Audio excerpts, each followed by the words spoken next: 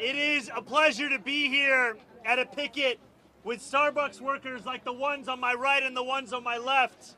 Workers who are braving the December cold and the much deeper chill of unfair labor practices in this city and across this country. This isn't a rally stage. This isn't City Hall. This is a picket line, and the man holding the microphone will be New York City's mayor in just weeks. Today's message isn't symbolic. It's strategic. Like so many working people across this city, these are not demands of greed. These are demands for decency. These are workers who are simply being asked to be treated with the respect that they deserve.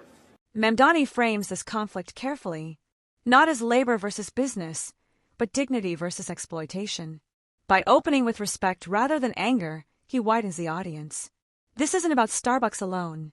It's about how work is valued in America's most expensive city.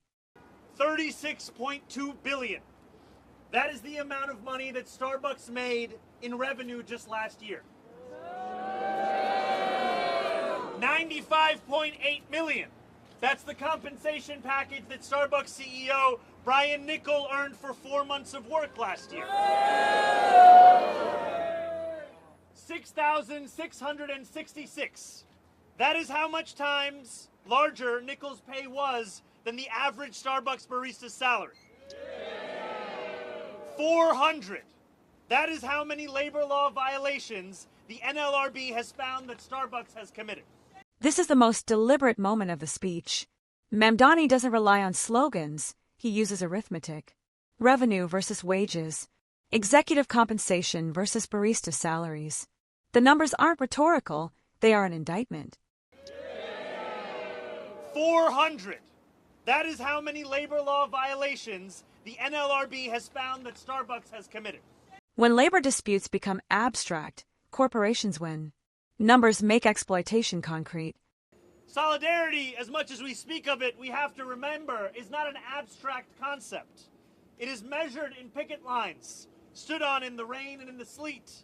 It is measured in rent payments that workers do not know if they will be able to meet. Childcare bills they do not know whether they will be able to afford. And it is measured in strangers who have never met one another, linking arms to fight for a shared goal and a fairer future. Mamdani redefines solidarity. Not a tweet, not a statement, but rent anxiety, childcare bills, strangers linking arms. This language pulls labor politics out of theory and into lived reality. It's an honor for my wife and me to be here with you, to stand with striking Starbucks workers who are telling this company they are sick and tired of corporate greed and sick and tired of union busting. That's right. And what the mayor-elect just pointed out is that what is happening here on this picket line is happening all over this country.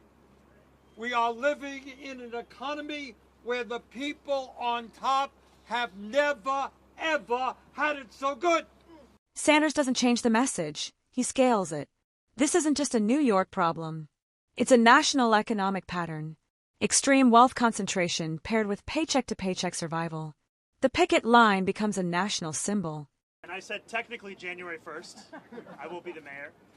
But I also want to make a point, because I think there's a through line in both of the questions, which is that when I become the mayor of this city, I'm going to continue to stand on picket lines with workers across the 5 boroughs. And I've said this to many of the unions that are here today, many of the rank and file, which is that we want to build an administration that is characterized by being there for workers every single step of the way. This is the most consequential promise of the day. Mamdani rejects the idea that protest ends with power. He argues the opposite. Power amplifies protest. City Hall, he says, should be a megaphone for workers whose voices are routinely ignored.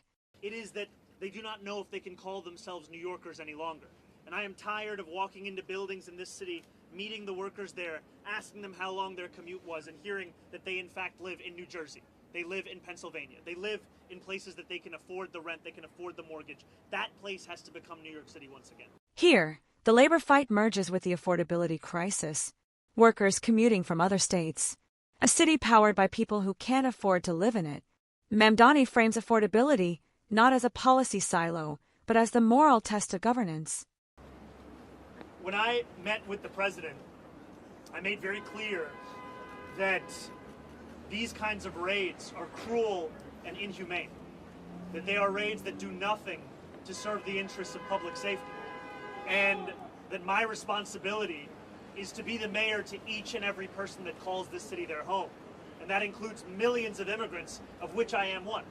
And I am proud that I will be the first immigrant mayor of this city in generations. Asked about ICE raids, Mamdani draws a hard line. Federal authority may exist, but moral authority, he says, belongs to the city. His framing ties labor rights, immigrant rights, and city identity into one argument. New York must protect the people who keep it running. I can tell you that it feels as if we have reached a new day in the movement for workers across the city, where more and more New Yorkers are united in the belief that an honest day's work should be allowed to make that person afford the city that they call home. And there is an exhaustion amongst New Yorkers at the sheer contrast between these workers who cannot afford to live in this city and CEOs who are making $96 million a year on the backs of those same workers' labor. This press conference wasn't about winning an argument. It was about choosing sides. Whether Mamdani's approach succeeds will depend on budgets, enforcement, and political resistance. But today made one thing unmistakably clear. New York's next mayor doesn't see picket lines as distractions from governing. He sees them as part of the job.